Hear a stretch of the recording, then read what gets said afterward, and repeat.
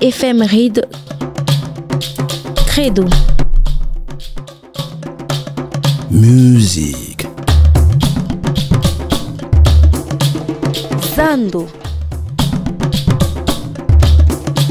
Beauté et santé. Politiquement. Sport. Et art. À vous la parole, le bateau Yokayo.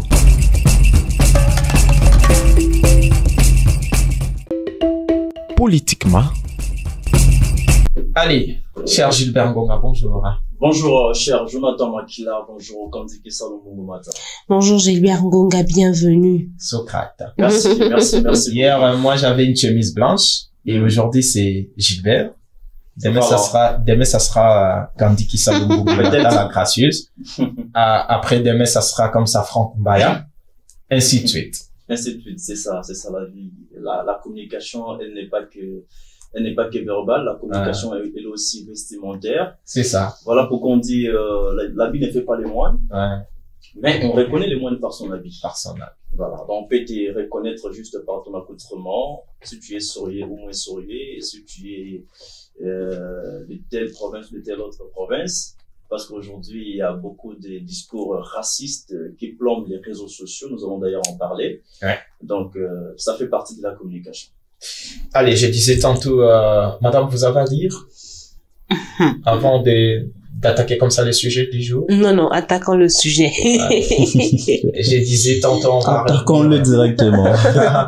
On va revenir comme ça sur les propos tenus par le secrétaire général de l'IDPS, Augustin Kabouya, lui qui estime que Félix Tshisekedi est combattu, non pas parce qu'il gère mal, mais parce qu'il est bas.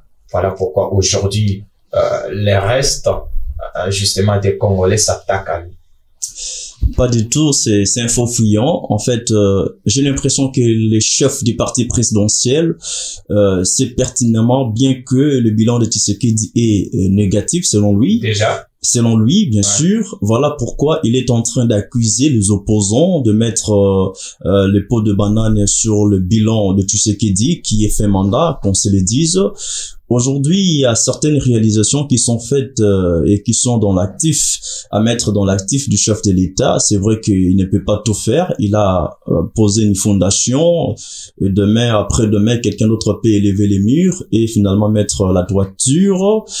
Au nom de la continuité de l'État, bien sûr. Alors, quand Augustin Kabouya, le chef du parti présidentiel, rentre à Kinshasa et aussitôt, il est en train de tenir de tels discours au vu et au su de tout le monde que si Tshisekedi est attaqué, ce n'est pas parce qu'il gère mal, juste parce qu'il est Moulouba. Donc ça, c'est un discours raciste.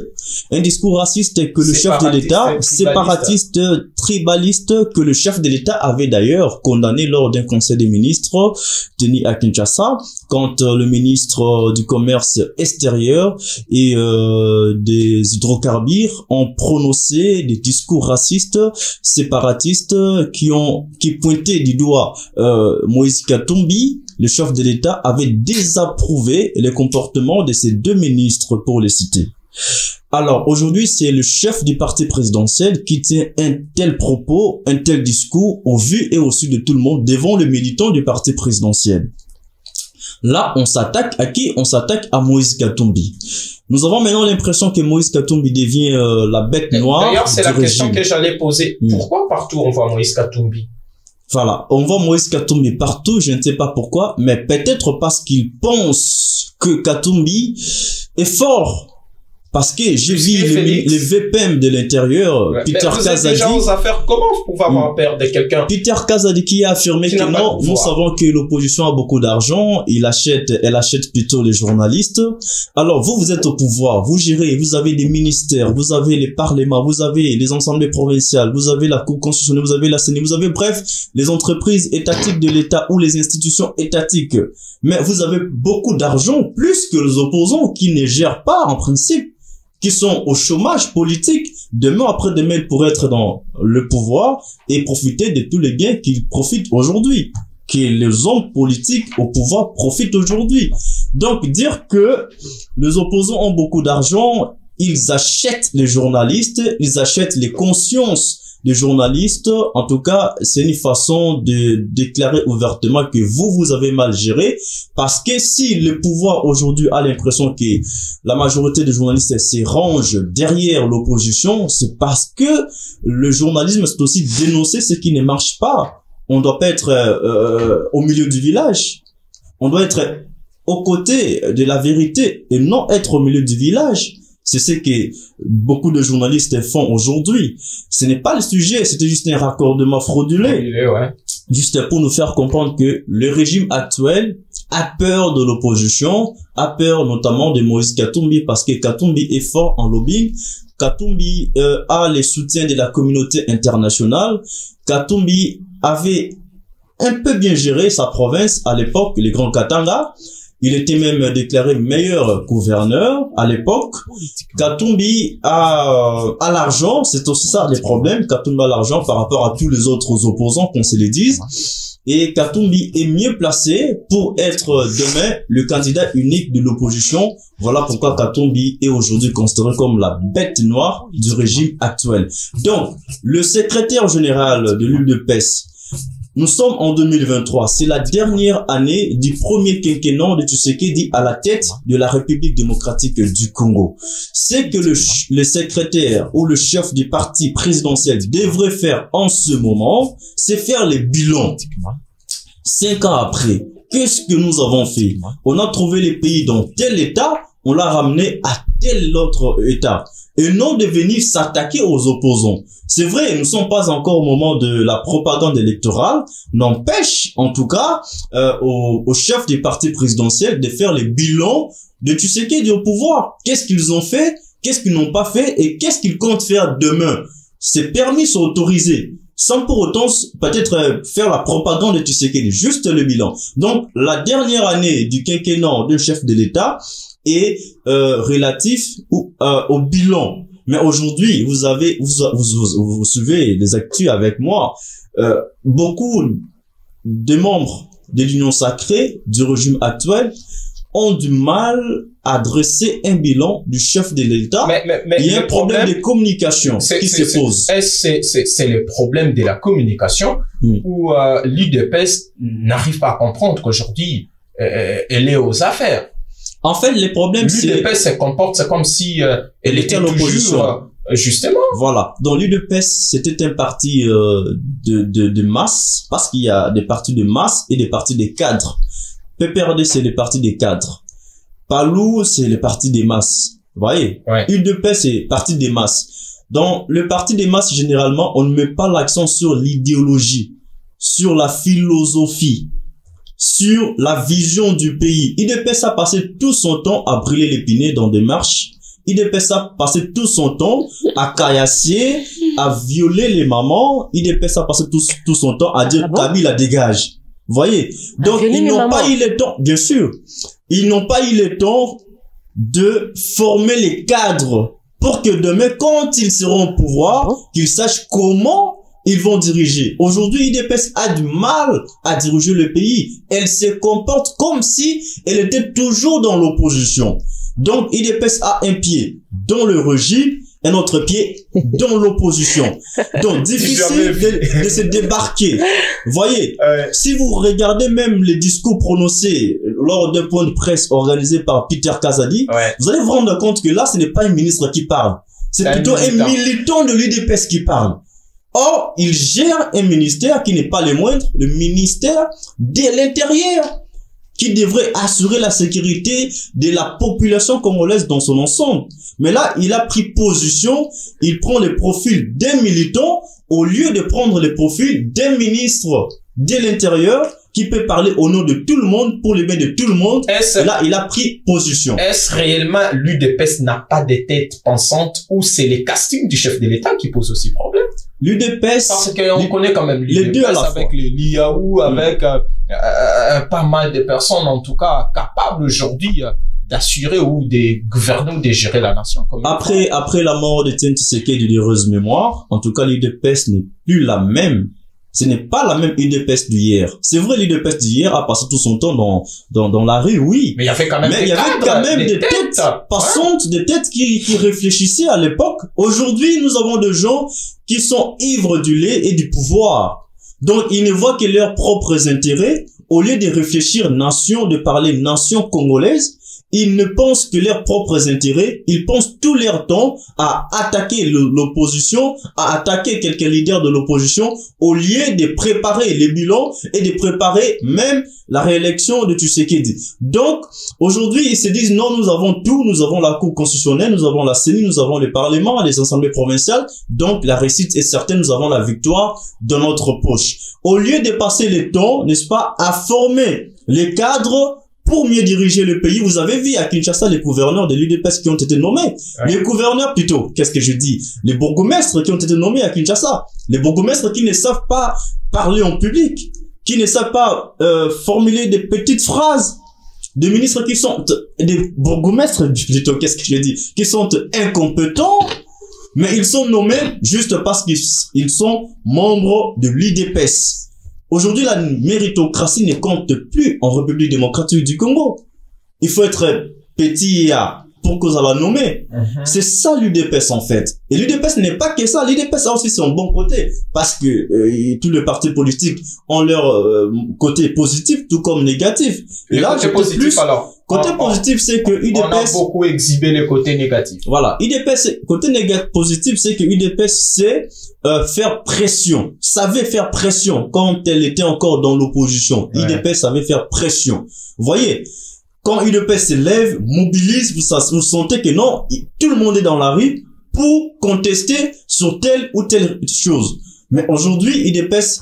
en tout cas, ne sait plus se démarquer, ne sait plus prêcher d'exemple, comme se fit le Cailleur. UDPS n'est plus tolérante. Voilà les termes qui m'échappaient. UDPS n'est plus tolérante. Parce qu'aujourd'hui, si ces propos tenus par Augustin Kabouya ont été tenus par un opposant, cet opposant serait arrêté. Nous avons vu comment on avait arrêté Jacques Ndala. Il est membre ensemble de Moïse Katumbi. Ouais. Juste parce qu'elle a appelé les militants de leur parti politique à envahir le Parlement pour empêcher l'examen ou l'alignement de la proposition de la loi Tchani. Jacques Ndala a été arrêté et condamné 2 ans à 2 ans de prison. Nous avons vu Jean-Marc Abound, ancien chef du parti présidentiel qui a basculé dans l'opposition après avoir tenu sa conférence de presse historique. Il a été arrêté, jeté dans la prison, sans procès, jusqu'à maintenant. Juste parce qu'il avait dénoncé les régimes dictatoriaux instaurés par Tshisekedi. Vrai ou faux, je ne sais pas, mais c'est ce qu'il a dénoncé. Donc, il y a plusieurs exemples des opposants qui sont interpellés, qui sont arrêtés. Je prends l'exemple le plus récent.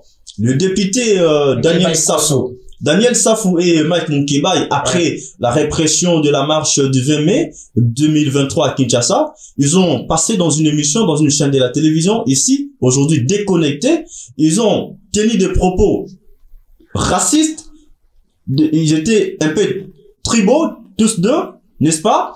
Mais après, Mike Moukébaï a été arrêté, jugé en flagrance, et le procès est en cours. Daniel Safou s'est enfoui, on ne sait pas où il se trouve, mais ils ont été arrêtés juste après l'émission, interpellés, Mike Moukébaï. Mais Augustin Kabouya, comme il est du pouvoir, il tient des propos pareils, il n'est pas inquiété, il n'est pas interpellé. Donc, il est libre, il peut aussi redire cela demain ou après-demain, en tout cas, il ne sera pas... L'impression que nous avons, c'est que les membres de l'Union Sacrée, quand on est dans l'Union Sacrée, nous sommes dans une... on dit quoi, blanchisserie, hein? Ouais. Donc là, vous devenez saint, vous devenez le petit frère de Jésus ou la petite sœur de Marie. Tout ce que vous faites là, ça ne compte plus. Vous êtes purifié. C'est le purgatoire, en fait, l'union sacrée. Mais quand vous êtes dans l'opposition, vous prononcez un discours, on vous arrête sur le champ. Et tout ça, c'est en défaveur du régime actuel. Que dirait le fait Étienne Tshisekedi s'il était encore en vie? il serait la nation, il est en train de se retourner dans sa tombe, c'est clair. Il serait très mécontent de voir son fils Tshisekedi, Félix, agir de la sorte. C'est vrai que les pouvoirs est décentralisé, mais c'est lui le garant de la nation. Ouais. C'est lui qui donne l'ordre, qui peut donner l'ordre d'ailleurs, qui peut dire non, pas ça, faites ceci, pas ça, faites ceci. C'est lui le garant, c'est lui le père de la famille. Tshisekedi devrait agir ou se comporter à un bon père de la famille. Parce qu'il est à la dernière année de son premier quinquennat. Dieu sait s'il sera réélu à la tête du pays ou pas. Parce qu'une étude faite aux États-Unis, d'après ce que mon confrère m'a dit, Gédéon Atibou, la population retient les dernières actions. N'est-ce pas? Ouais. Les dernières actions du pouvoir. Tout ce que Tshisekedi a fait depuis 2019, on l'a déjà oublié. 2020, 21, 22.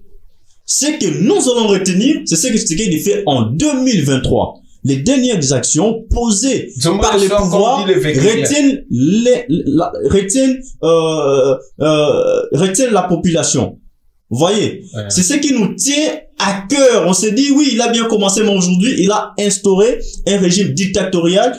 L'opposition est muselée. L'opposition ne sait plus s'exprimer librement, alors que nous sommes dans un état démocratique. C'est ce qui reste dans le cerveau des Congolais. Et ça sera en défaveur de Tshisekedi.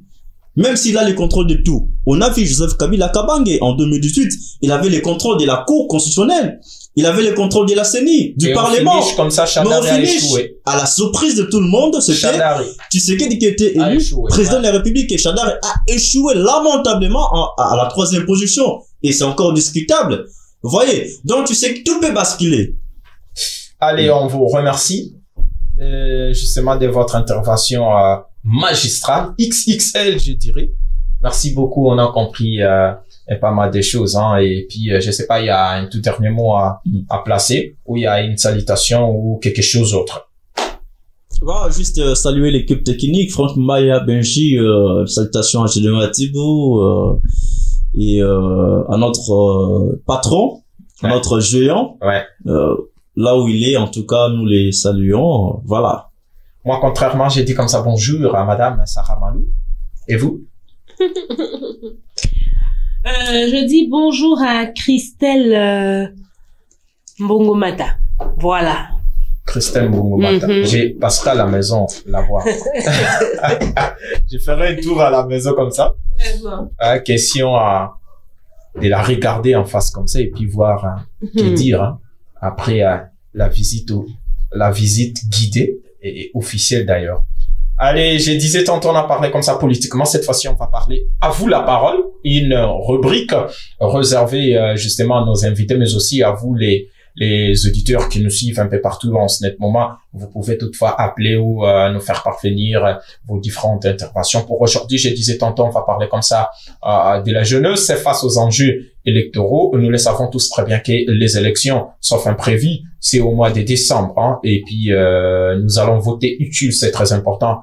Et puis on verra également en quelques minutes comme ça des phénomènes Kuluna, ouais, les banditismes urbains à Kinshasa aujourd'hui en tout cas, c'est devenu encore plus grave, et pour en parler, nous avons un jeune leader qui va effectuer de moment à l'autre comme ça son entrée. Mais madame, parlons un peu du Kuluna avant même l'arrivée de notre invité. Est-ce que aujourd'hui les autorités urbaines sont incapables de trouver solution à ces problèmes, ou c'est parce que il n'y a pas une sorte de bonne volonté derrière? C'est mélangé. C'est mélangé. Pourquoi? Parce que ces Kuluna que vous voyez travaillent en collaboration avec nos policiers, hein. Oh là, ça c'est une révélation. C'est un fait. C'est un fait.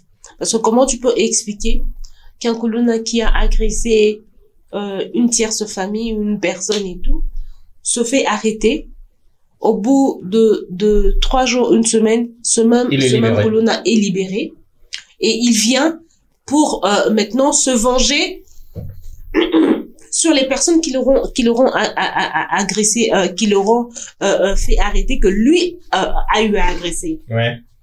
C'est déjà compliqué.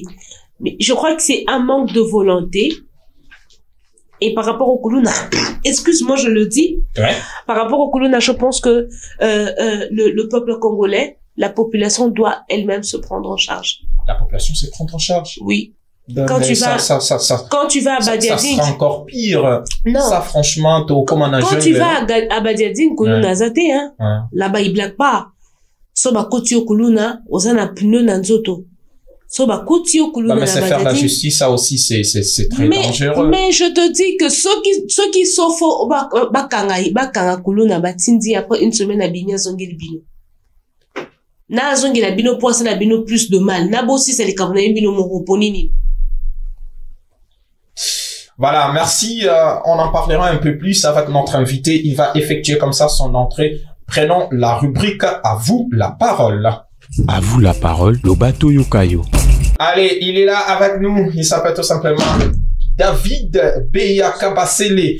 Il est CEO de Bisso Africa, responsable de la plateforme Congo Falansa, communicateur de la Nogeco, et il est également chargé de la communication et marketing de la fondation Zamaï. Écrivain de son état, il est également analyste politique. Avec lui, je disais tantôt, on va parler de ces deux sujets. D'abord, on va commencer par la jeunesse quinoise face aux enjeux électoraux, et puis on verra en deuxième partie de l'émission comme ça déjà les phénomènes Kuluna à Kinshasa. Cher David Beya, bonjour et bienvenue. Bonjour à vous, monsieur Makila. Ouais. Vous êtes chez vous, hein? Bien sûr que je suis chez moi. Merci pour l'invitation. Ouais. Merci d'avoir pensé à nous. Merci d'avoir pensé particulièrement à moi, et je vous dis un grand merci au nom de toute l'équipe de la Nogeco, toute l'équipe de Zamaïe et toute l'équipe de Bisso Africa.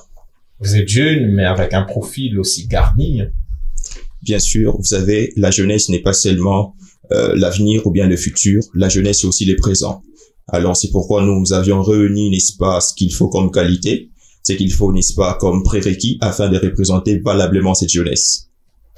Voilà, allez, merci beaucoup. On va bien sûr parler de cette jeunesse dont vous évoquez sur ces plateaux, dans ces studios, justement face aux enjeux électoraux. Nous le savons tous très bien que l'année 2023, c'est une année électorale, sauf imprévu.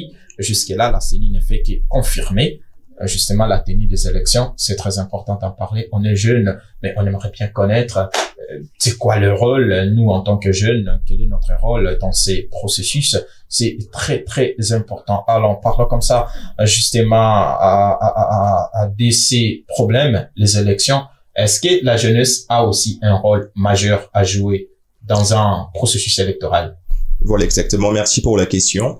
Alors, avant de pouvoir chuter sur cette question concernant la jeunesse, j'aimerais un peu épingler une chose très capitale, parce que vous savez, lorsque l'on parle des élections, on ne peut pas parler des élections sans pour autant inclure la Commission électorale nationale indépendante, qui est la CENI, qui a un rôle très capital à jouer, et on ne peut pas, n'est-ce pas, parler des élections sans pour autant inclure le peuple, donc la population. J'aimerais épingler quelque chose de très important. Vous savez, nous sommes dans un État démocratique, et à chaque fois que l'on parle des élections, on doit mettre en avant-plan, on doit mettre au premier visage ce qu'on appelle la population, parce que c'est la population qui doit aller au vote, qui doit voter, qui doit faire le choix sur le gouvernement. Alors pourquoi je parle de la CENI? Je parle de la CENI parce que, vous savez, vous aurez appris qu'il y a eu une forme de marche qui a eu à se faire. Une marche de l'opposition où il y a eu des réclamations. Une marche où beaucoup de jeunes, bon, je ne sais pas, nous avions ensuite à certaines images, vu certaines images, nous avions vu certaines réalités. Il y avait certains jeunes qui étaient allés. Et il faudrait savoir qu'il y avait aussi quelques réclamations, quelques revendications qui s'en suivaient. Premièrement, il y avait cette réclamation de la vie chère. Et deuxièmement, il y avait cette peur que la CENI ne puisse pas organiser les élections selon les délais convenus.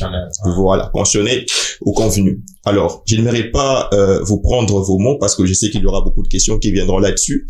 Alors, un message que j'aimerais lancer d'abord aux jeunes, j'aimerais dire aux jeunes d'être prudents, de ne pas être trop rapides, de ne pas vouloir aller sans pour autant se préparer, d'être équipés, d'être aussi informés. Ça signifie quoi d'être équipé, se préparer comme il faut, et ça signifie quoi? Vous voulez insinuer quoi par rapport à ça? Bon, je voulais insinuer que les jeunes ont été longtemps instrumentalisés. Les jeunes ont été longtemps utilisés. Les jeunes ont été longtemps guidés. Il est temps que le jeune puisse prendre, comme on le dit l'avant-plan, bien les premiers angles de choses. Il est temps que le jeune puisse savoir qu'ils ont beaucoup de compétences, beaucoup d'habiletés et beaucoup de facultés. Un jeune peut guider, un jeune peut diriger, un jeune peut planifier, un jeune peut entreprendre. Un jeune est un corps qui contient plusieurs atouts. Et je crois à cette forme de phrase qui dit « un jeune peut tout ». Donc, je crois à cela et j'aimerais aussi, n'est-ce pas, que vous me balancez rapidement parce qu'il y a des choses importantes que la communauté est en train d'attendre. Allez, voilà, on a parlé de ça et vous appelez sur ces plateaux comme ça. La jeunesse, à la prise de conscience, on doit voter utile. Je suis aussi jeune, hein. Ça me concerne aussi. Tout comme Madame Candy, hein, vous êtes encore trop jeune. Ça vous concerne aussi. J'ai pas dit non, en tout cas. Allez, est-ce que l'on peut dire la jeunesse quinoise se méfie un peu plus de la politique? L'on peut dire oui, la jeunesse quinoise s'est méfiée un peu plus. Il y a plus de jeunes entrepreneurs que le jeune politique. Les jeunes veulent, n'est-ce pas, se faire de l'argent. Ouais. Les jeunes veulent construire leur avenir, mais le jeune évite la politique par rapport à quelques réalités que j'aimerais peut-être vous balancer parce que c'est une question importante parce qu'on parle des enjeux électoraux. Là, on parle aussi de la jeunesse. Vous savez, par exemple, notre pays a plusieurs atouts. Ouais. Notre pays a des minerais. Nous sommes un pays qui nourrit, n'est-ce pas, pratiquement le monde par notre forêt équatoriale.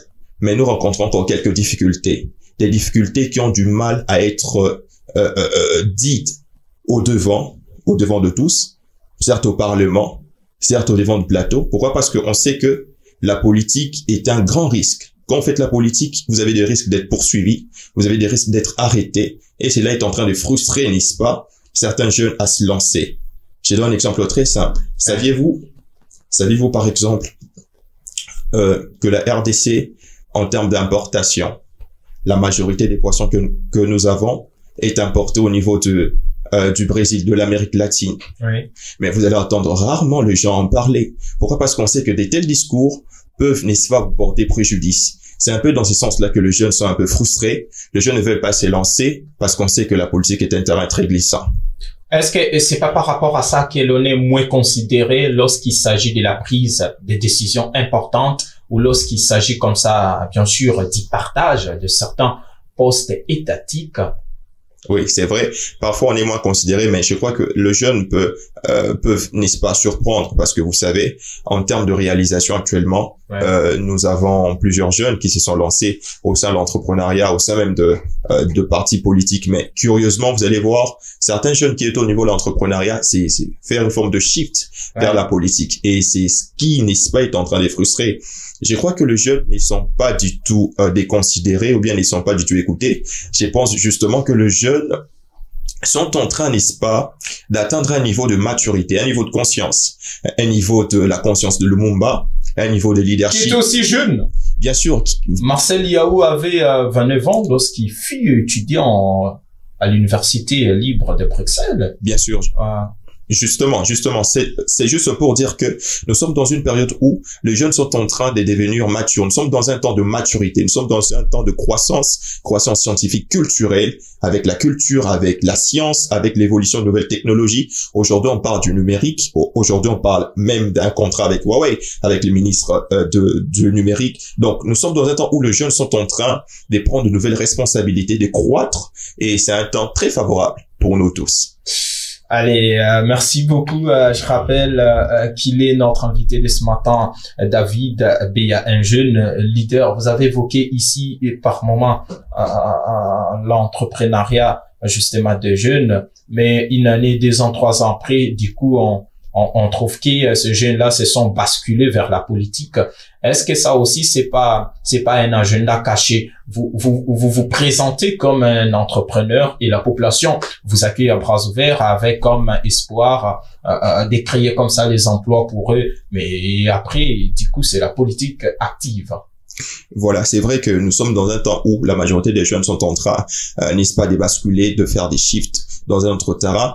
Mais il faudrait noter que il y a quelques similarités entre la politique et l'entrepreneuriat, parce que les deux demandent un certain sens de leadership, un certain sens de management. Tu dois savoir manager. Je ne parle pas d'un management assez sournois, parce que la politique, il faut parfois être sournois, mais je parle d'un management qui vise, n'est-ce pas, l'atteinte des objectifs, parce que le parti politique vise la conquête du pouvoir politique, l'entrepreneuriat vise ce qu'on appelle le lucre ou la recherche d'un gain.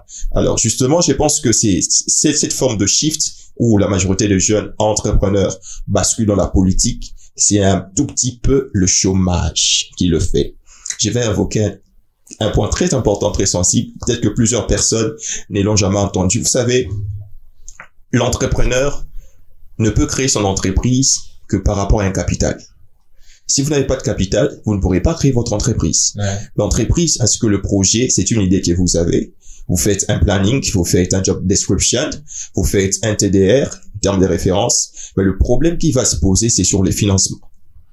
C'est pourquoi la majorité des jeunes, par souci des financements de leurs projets, vont s'accrocher, n'est-ce pas, à certains hommes politiques. C'est une révélation, hein. Sérieux, ouais. Je vous dis une vérité. Ouais. Je vous dis une vérité. Mais ne sachant pas que l'homme politique est un homme sournois, la politique, comme nous le savons tous en sciences politiques, la politique c'est un monde d'intérêt, c'est un monde où tout peut arriver, c'est un monde où il faut s'attendre à tout, c'est un monde où l'ennemi d'aujourd'hui peut devenir l'ami. Ouais. Voilà. Donc il faudrait faire attention à ce secteur-là. Donc quand vous êtes entrepreneur, faites votre job description, cherchez-vous un bon travail. Je pense que le taux de chômage ici est un peu élevé. Ce n'est pas un secret des polichinelles. Le taux de chômage est un peu élevé et c'est ce qui conduit d'ailleurs à ces phénomènes Kuluna et autres. Je pense qu'on va en parler. Ouais. Mais justement, le jeune doit savoir rester sur leur carquois à la ligne. C'est très important, très capital alors. Alors, qui faire alors en ce moment? Les élections, c'est dans quelques mois. Et puis, je crois bien, les 25 juin, ça sera déjà comme ça, les dépôts des candidatures.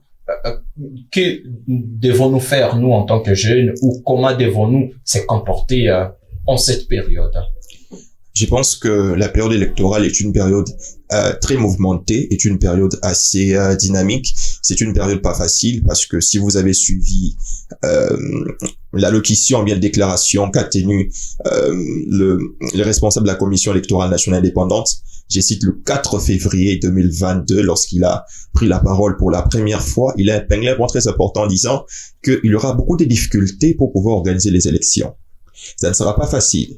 Il y avait des contraintes politiques, des contraintes au niveau de finances et d'autres points, j'en passe, faute de temps.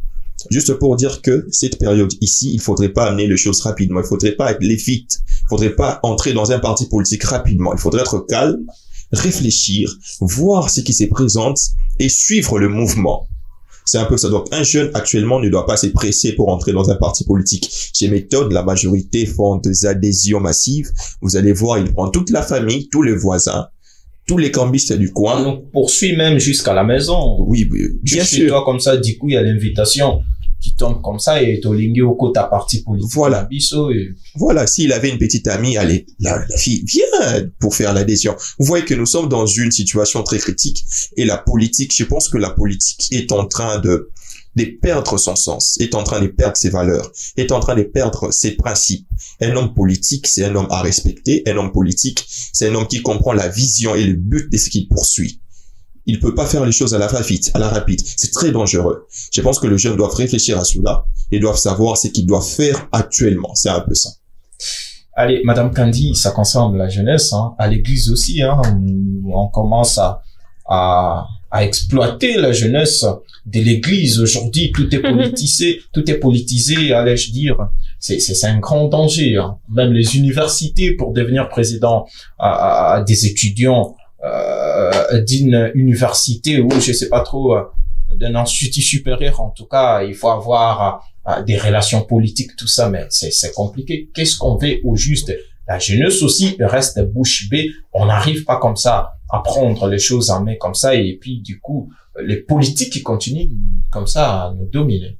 Justement, c'est ça le problème, parce que vous savez, je crois, si un jeune est conscient de son avenir, certes, en République démocratique du Congo, il n'y a pas assez de chances pour l'avenir. Je peux le dire parce que c'est vrai, au pays, il n'y a pas trop de chances sur le jeune, les chances sont minimes par rapport ailleurs.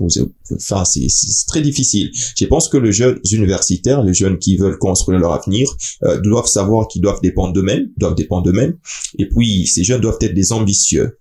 des ambitieux, c'est-à-dire des personnes objectives, des personnes qui savent ce qu'ils vont et des personnes qui posent des actes pour réaliser ce qu'ils veulent. Donc c'est un peu dans ce sens-là que nous allons quitter, n'est-ce pas, ces systèmes tribal, ces systèmes de réunion, ces systèmes où vous devrez être d'un tel groupement pour réussir. Je crois même dans certaines universités pour devenir CP, c'est très difficile, alors que vous pouvez faire votre mobilisation, mais c'est très compliqué. Vous devrez parler telle langue, vous devrez être dans tel groupement, vous devrez voir telle personne. Et ce sont des choses qui détruisent les valeurs de la République. Nous devrions sauvegarder les valeurs de la République, coûte que coûte. C'est un peu ça. J'ai une question. Oui. Alors, vous qui travaillez dans un sens avec les jeunes, je parle de vous en particulier. Vous pensez que nous avons des chances d'avoir des élections cette année 2023? C'est une question pertinente. C'est aussi une question à risque. C'est pas moi, c'est elle, hein. Ce n'est pas un problème. Je suis venu pour répondre. Voilà. Alors, je dirais qu'il y a de fortes chances. Pourquoi? Parce que si vous avez suivi, n'est-ce pas, l'allocution du président de la République en Chine, il a affirmé encore une seconde fois que les élections vont se tenir. Et puis, je reviens pour précision. Hein. Bien sûr, moi je reviens pour préciser. L'article, je crois 5 de la Constitution donne des éclaircissements là-dessus, parce que vous savez, le président de la République a un mandat de 5 ans, renouvelable une seule fois. Ouais. Là, je parle pas de l'article 5. L'article 5, je crois, parle de la souveraineté, parce que j'ai parlé au départ de la démocratie, du pouvoir qui revient au peuple par rapport aux élections. Je parle du fait suivant lequel que le président de la République est élu au suffrage universel. Il a un mandat de 5 ans, une fois renouvelable. Le problème qui va se poser, c'est lequel? C'est si dans les échéances, c'est-à-dire dans les délais qui lui ont été donnés, il les surpasse. Il ne réalise pas les 5 ans, mais il les surpasse. Là, il ne sera plus dans un cadre constitutionnel. Je crois que le président de la République, en étant en Chine, l'a affirmé, il l'a réaffirmé, il a insisté là-dessus, et je crois profondément, comme tout citoyen congolais, comme tout jeune, qu'il y aura élection cette année. Donnons l'espoir. Vous savez, dans la vie, il faut croire, et je crois en en tant que jeune leader, jeune intellectuel, mais aussi, je dirais, analyste politique. Bien sûr. Selon les signaux, est-ce que concrètement la RDC peut organiser des élections au mois de novembre crédibles, transparentes? Bien sûr que oui. Vous savez, je reviens là-dessus parce que je pense que toutes ces questions se cachent sur cette marche de l'opposition. Je vous précède. L'opposition a eu à faire une marche médiatique. Une marche médiatique. Selon vous? Bien sûr, c'était une marche. Je vous laisse la paternité de ces propos. C'était une marche. C'était une marche. Je pense que la majorité des personnes qui nous suivent l'ont réellement compris. C'était une marche médiatique. Et puis, j'aimerais vous dire une vérité, c'est que les opposants ressemblent à un regroupement des entrepreneurs. Des gens ayant une vision, des gens qui s'habillent bien chic, des gens qui sont très calmes dans leur coin, mais des gens qui ont des intérêts personnels, des intérêts propres à eux. Et c'est très dangereux. Je referme la parenthèse. L'opposition a eu à réclamer ici dans leur marche, qu'il y a une vie chère. Je vous préviens avec cette phrase, je suis ni de l'opposition, ni de la majorité. J'ai réfléchi étant que jeune. Ils ont parlé de la vie chère, ils ont parlé aussi de la fraude électorale. Et l'insécurité dans la partie Est. L'insécurité, c'est tout le monde, c'est même les musiciens qui en parlent, c'est même, l'insécurité est un domaine un peu ouvert à tous. Les musiciens en parlent, les chroniqueurs, les hommes politiques en profitent, mais nous savons tout ce qui se passe entre nous et les Rwandais, c'est une question de diplomatie. Très bien. Parce que si la guerre devrait être, les chefs de l'État allaient déclarer la guerre. Donc, comme ce n'est pas fait, la diplomatie agissante, je crois, cette phrase que j'attends souvent dans la bouche de Congolais, va se réaliser. Alors, nous revenons sur cette question qui est capitale, cette question importante sur la question électorale. Ils ont réclamé une vie chère, ils ont réclamé la fraude électorale. Les premiers points, je concède, c'est une vérité, ce n'est pas un secret de polichinelle. Nous savons que actuellement, nous sommes en train de vivre une inflation terrible. Je pense que vous avez constaté parce que si vous regardez le prix de biens des premières nécessités au niveau des marchés, les prix ont augmenté. C'est du jour au lendemain. Du jour au lendemain. Aujourd'hui, c'était 500, demain, c'est 1000 francs, et après, demain, c'est 1500. Voilà. Les prix a réellement augmenté. C'est difficile pour une maman qui va au marché de la donner 5 000 francs et rentrer avec des bons condiments. C'est très difficile. À l'époque, on pouvait se nourrir avec 5 000 francs ou avec 10 000 francs. Mais maintenant, il faudrait un peu hausser. Il faudrait donner un 10 $. Mais le problème, c'est avec quel salaire? Vous voyez? C'est très difficile. Ils ont raison. Je vous ai donné l'exemple, par exemple, du poisson. Les poissons, aujourd'hui, est importé au niveau de l'Amérique latine. Les poissons. Alors que nous avons un fleuve qui est riche. Nous avons des lacs riches. Mais nous n'arrivons pas à en profiter. Je vous donne encore un autre exemple. Je vous donne l'ail. Vous savez que l'ail est importé au niveau de la Chine. Alors qu'on peut facilement, avec l'agriculture, plutôt avoir de l'ail. Mais comment nous n'arrivons pas à nous organiser pour rendre l'économie assez limpide? Je vous donne encore un autre exemple. Saviez-vous que les difficultés que nous avons actuellement au niveau du pays, c'est parce qu'on est faible au niveau de l'agriculture. Nous n'avons pas des banques au niveau de l'agriculture qui peuvent financer des agriculteurs. Les banques agricoles. Voilà, les banques agricoles. Nous n'avons pas assez. Et les agriculteurs vivent avec une certaine difficulté et ils ont du mal à produire ce qui peuvent nourrir les Congolais. Bon, allez, on comprend dans tout ça, la jeunesse ne dit absolument rien, alors que la jeunesse doit être là pour mettre la pression derrière. J'ai une dernière question. Ouais. On est même en train de tendre déjà vers la fin de l'émission. Alors, ma dernière question est de savoir, les élections auront lieu, vous pensez certes oui, en cette année 2023. Est-ce que nous avons un leader qui vaut la peine d'être à la tête du pays pour les 5 prochaines années qui viennent? Qui inspire la jeunesse. Qui inspire la jeunesse. Alors, non, il y a une différence. Ouais. Qui en vaut la peine. Ouais. C'est-à-dire, quand je dis en vaut la peine, c'est-à-dire qui sera à la tête de la République, qui C'est va ça. résoudre tous les problèmes que nous avons, économiques, sécuritaires, sociaux et autres. C'est bien ça, mais qui a la confiance candidat. de Qui a la jeunesse. confiance. Un candidat crédible, il y en a? Vous en avez? Un candidat crédible. Je répondrai à cette question avec, c'est très difficile à répondre parce que les candidats, il y en a plein, il y a beaucoup de gens, il y a beaucoup de Il y a profils cette crédible. qui est aussi jeune. crédibles, Les candidats, il y en a, mais un candidat qui fera l'affaire. crédibles, qui fera la Je Un me seul. souffle à l'oreille. Il y a cette Kikouni qui est aussi jeune. Seth Kikouni, Un seul, vous c'est en un avez? entrepreneur. Je connais Monsieur Seth Kikouni, c'est un entrepreneur. Vous en avez un seul? Un seul. Bon, je vais répondre à cette question en disant ceci. Vous savez, j'ai parlé des députés, j'ai parlé du législatif. Vous savez, premièrement, que le député, c'est lui qui est censé voter les lois et représenter le peuple.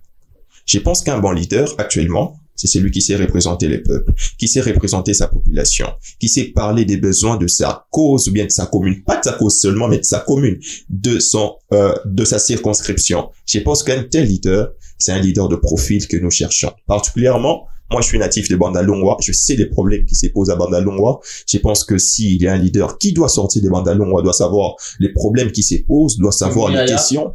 C'est Kalombo. Monsieur C'est Mukiba David. Il y a quelques. Ils sont nombreux, hein. Voilà, il y a quelques noms que j'attends. Ouais. Mais je ne sais pas si ils pourront encore, parce que c'est un autre mandat, c'est d'autres défis, c'est d'autres réalités. Alors il faudrait savoir s'y faire avec ces réalités-là. Donc moi je pense que c'est celui-là doit savoir représenter les besoins de la cause, de la communauté, les besoins que nous sommes en train de traverser, de vivre, parce que je ne crois pas que une maman qui est très loin, qui est en train de vendre, qui est en train de faire ses activités aura une si grande voix qu'un député qui est au Parlement assis ou d'autres en train de dormir. Allez, Monsieur David Beya, c'est notre invité de ce matin. En tout cas, il n'a pas sa langue dans sa poche, hein. Il parle ce qu'il pense tout en respectant la Constitution. Il n'a pas justement outragé. Il n'a pas dépassé les bornes, c'est très important. Mais sinon, en quelques minutes comme ça, prenons le phénomène Kuluna à Kinshasa. Vous êtes des bandals, et puis le Kuluna aujourd'hui, c'est partout. Vous, en tant que jeune leader, j'ai posé cette question à Madame Kandi avant votre arrivée. Est-ce que les autorités urbaines sont justement incompétentes ou c'est la volonté qui manque pour justement en finir une fois pour toutes avec ces phénomènes? Je pense ce n'est pas d'abord question de l'incompétence, ce n'est pas aussi question de la volonté. Je trouve que c'est un problème au-delà de ces choses, parce que je me rends compte du jour au lendemain, il y a des vies qui se perdent, Il y a des mamans qui n'arrivent plus à marcher. Il y a même de filles qui n'arrivent pas à marcher tranquillement à 17h, 18h. Il y a des parents qui ont abandonné leur maison. Voilà, il y a des parents qui ont abandonné leur maison. Donc, c'est très difficile. Mais j'aimerais vous faire une petite aperçu, une petite historique de ces problèmes et de ces phénomènes. Ouais. Parce qu'il y a une dame qui disait, pour résoudre un problème, il faut pas couper l'arbre au milieu, mais il faut aller au niveau de la source. Ouais. Ok. Alors, justement, j'aimerais vous faire cette petite aperçu. Vous savez, les phénomènes Kuluna n'a pas commencé comme un phénomène Kuluna. Non. C'était une rivalité qui était née, je crois, vers les années 2000 entre différents groupes. C'était une forme de gangster. Voilà. On se bat, tout et tout. On essaie un peu de s'échanger des coups de poing. Et c'est vers les années 2000-2002 que ces phénomènes est devenu récurrents. Alors, l'évolution a commencé lorsque ces phénomènes-là, qui étaient vers les années 2000, comme étant des bassins entre gangs, les jeunes ont commencé à s'armer avec des machettes et couteaux. C'est ça la spécialité, la spécificité de cet acte criminel. Les gens s'arment, les jeunes, je parle particulièrement de jeunes, parce que le phénomène Kuluna concerne plus les jeunes. C'est une forme de délinquance juvénile. Ouais. Ces jeunes s'arment, et le problème maintenant qui se pose, c'est quoi? C'est que avant c'était justement pour régler des conflits. Maintenant, c'est pour voler. Et c'est pour tuer. Pourquoi? Parce que lorsqu'ils n'arrivent pas à avoir ce qu'ils ont besoin, ils passent par des actes de violence, par des coups et blessures, d'autres commettent de meurtres. Et à cette époque, il y avait, je crois, le ministre de l'Intérieur et d'autres autorités de la place à l'époque ont mis des mécanismes en action. Il y avait l'opération Karachege, Karamohibi, opération Likofi, et c'est alors que dans chaque opération, il n'y avait pas de réussite. Pourquoi? Parce que l'opération Likofi a fait réussite. Bon, l'opération Likofi, le problème c'était ôter la vie. C'était très difficile. Je pense que la communauté internationale s'était impliquée et ça crée quelques problèmes. L'opération Karachege, le problème c'est que les autorités confondaient enfants de la rue et Kuluna. On peut être enfant de la rue sans toutefois être Kuluna. Bien sûr, on peut être enfant de la rue sans pourtant être Kuluna. Parce que le Kuluna, lui, il opère par des actes criminels. Tout en étant, par moment, enfant de la maison. Sous le toit parental. Voilà. La plupart, d'ailleurs, viennent de chez eux, de leur maison. Voilà. Donc, c'est cette erreur-là qui a conduit à ce que l'on puisse commencer à prendre tout le monde à la rue. Je pense que vous avez entendu parler de cela. Il y a des jeunes assis quelque part. Il y a des jeunes qui n'ont pas de moyens, des enfants de la rue qui sont là. Les autorités viennent, ils ramassent tout le monde. Avec ces genres de confusion-là, ces phénomènes n'ont pas tenu. Aujourd'hui, on a changé encore des méthodes. Pensiez-vous. Opération coup de poing. Pensez-vous, il y a Kanyamaka CC, il y a d'autres choses qui sont en train d'être engendrées par ces phénomènes. J'ai dit ceci, le problème n'est pas d'abord les opérations. Les problèmes, c'est les systèmes. Je vous en donne quelques systèmes. Et je vous en donne le fait. Je vous ai dit ici, pour couper un arbre, il faudrait pas aller au milieu, il faut aller à la source. Ouais. Il faudrait savoir pourquoi est-ce que ces jeunes le font. Premièrement, la consommation de substances toxiques. Il y a des jeunes qui se renferment dans un coin, ils consomment des bombes, ils consomment de la drogue. Pensez-vous que ces jeunes-là ne seront pas insensibles pour faire un acte criminel? Ils vont le faire très facilement. Et l'État doit savoir, n'est-ce pas, comment est-ce qu'ils vont encadrer ces jeunes-là pour qu'ils ne puissent pas revenir. Je vous donne un deuxième exemple. L'instrumentalisation de jeunes par des hommes politiques. Vous savez qu'un jeune politique peut organiser un événement. Donc, il y a des politiciens qui se cachent derrière ce phénomène? Très exactement. Il y a par exemple un jeune politicien, comme vous connaissez de nom, veut organiser une forme de meeting. Il fait son meeting, il appelle certains jeunes. En lieu place de donner l'argent qu'il faut, non. Il donne une petite somme et puis il dit au chef, fouille. Si blague, tu fais ceci. Ça crée des conflits et puis c'est une vérité. Dans chaque manifestation ou bien des meetings politiques, vous attendez toujours des troubles. Ai-je menti? Ça, on doit vérifier. Non, personnellement, je me réserve. Moi, je me réserve. Madame peut me compléter. Oui, ça n'engage qu'elle. Madame peut me compléter. La majorité des meetings, il y a même certains coins qui n'aiment pas qu'ils puissent avoir un meeting politique. Pourquoi? Parce que ils savent qu'à la fin, ces gens-là vont revenir voler et s'aimer de la terreur. Vous voyez? Donc, les hommes politiques, c'est pourquoi j'ai dit il faut redéfinir les choses. La politique ne doit pas être faite de bric et broc, d'une manière rapide. Non. Il faudrait étudier le terrain et maîtriser. J'ai donné un autre point très rapidement. Ouais.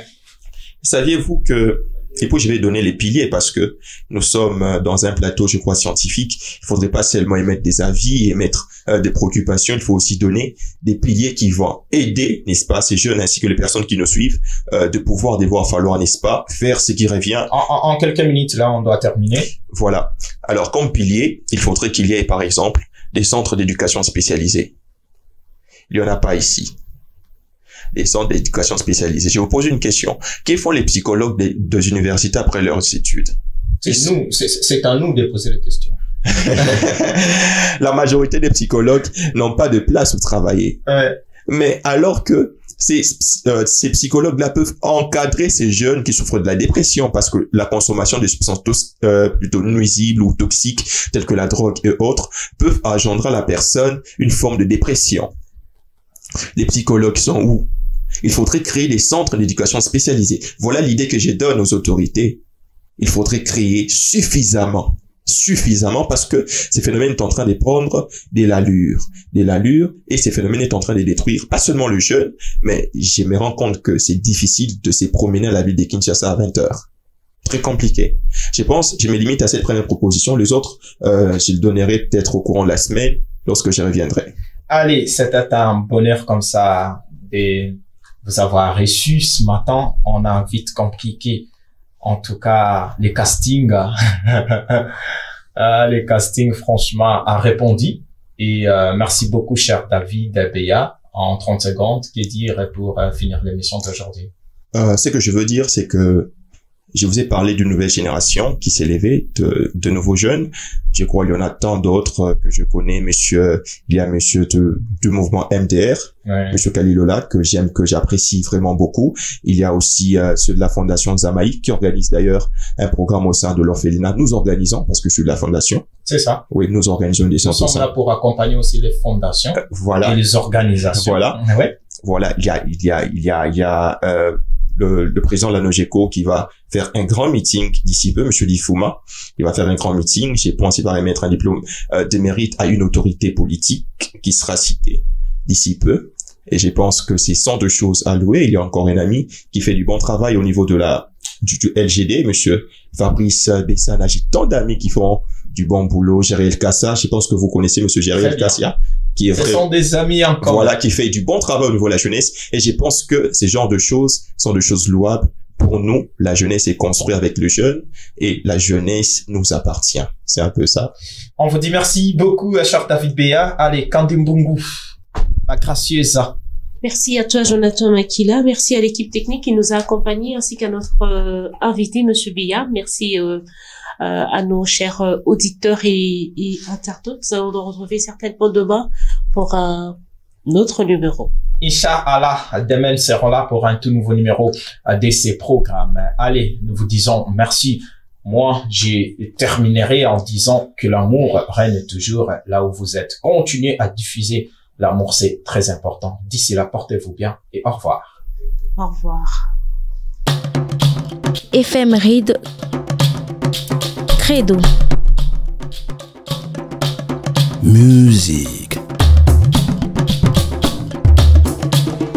Zando. Beauté et santé. Politiquement.